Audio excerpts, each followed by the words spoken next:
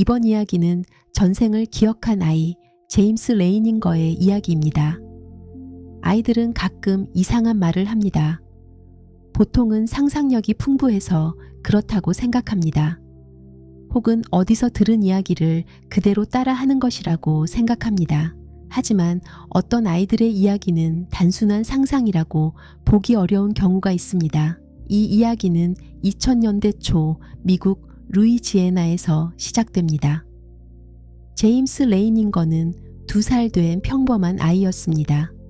밝고 활발했고 특별한 문제는 없었습니다. 부모에게는 그저 평범하고 사랑스러운 아이였습니다. 그런데 어느 날부터 이상한 일이 시작됩니다. 제임스가 밤마다 울기 시작했습니다. 처음에는 흔한 악몽이라고 생각했습니다. 하지만 그날 밤 아이는 갑자기 비명을 지르며 깨어났습니다. 비행기가 불타고 있어. 부모는 놀라 아이 곁으로 달려갔습니다. 제임스, 괜찮아, 괜찮아. 하지만 아이는 계속 울었습니다. 몸을 뒤틀며 이렇게 말했습니다. 비행기가 떨어져.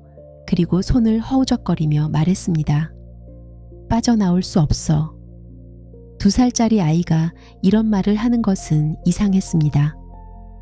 그 악몽은 한 번으로 끝나지 않았습니다.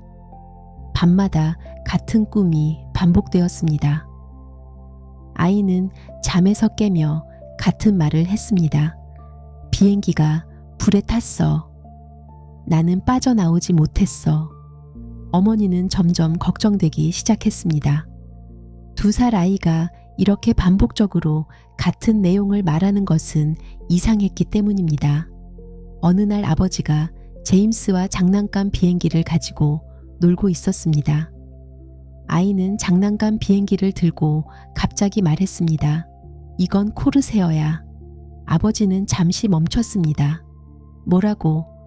아이는 비행기를 가리키며 말했습니다. 코르세어. 아버지는 그 단어를 알고 있었습니다.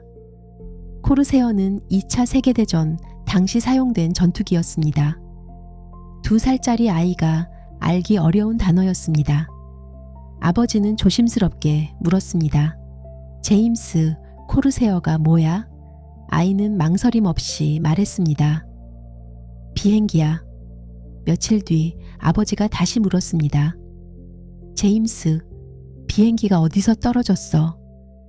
아이는 잠시 생각하더니 말했습니다. 바다. 어떤 바다? 아이는 조용히 말했습니다. 일본.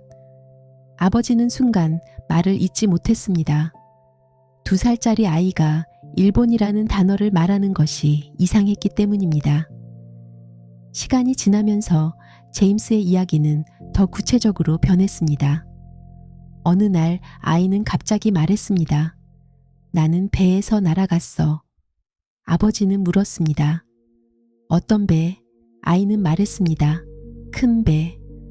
그리고 이렇게 말했습니다. 이오지마. 아버지는 충격을 받았습니다. 이오지마는 2차 세계대전 당시 격렬한 전투가 벌어졌던 장소였습니다. 어느 날 아버지가 물었습니다. 제임스, 너는 누구였어? 아이는 잠시 생각하더니 말했습니다. 나는 제임스야. 아버지는 웃었습니다. 너도 제임스잖아. 하지만 아이는 고개를 저었습니다. 아니, 그때도 제임스였어. 아버지는 이상함을 느끼기 시작했습니다. 그리고 아이의 말을 기록하기 시작했습니다. 코르세어 일본 이오지마 제임스, 그리고 조사를 시작했습니다. 아버지는 놀라운 사실을 발견합니다. 2차 세계대전 당시 이오지마 전투에서 사망한 조종사가 있었습니다. 이름은 제임스 휴스턴 주니어. 그는 항공모함에서 출격했고 비행기가 격추되어 사망했습니다. 제임스가 말한 내용과 일치했습니다. 제임스는 또 다른 이름도 말했습니다. 잭이랑 같이 날았어. 아버지는 다시 조사했습니다.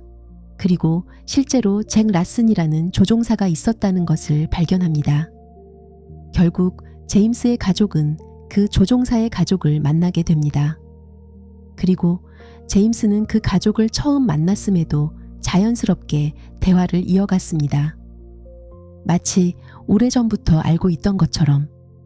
시간이 지나면서 제임스의 기억은 점점 사라졌습니다. 악몽도 줄어들었습니다.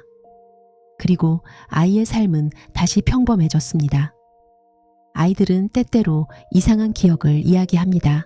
하지만 그 기억이 실제 인물과 연결된다면 우리는 생각하게 됩니다. 이 기억은 어디에서 온 것일까요? 상상일까요? 아니면 아주 오래된 기억일까요? 감정 알고리즘 다음 이야기에서 다시 만나요.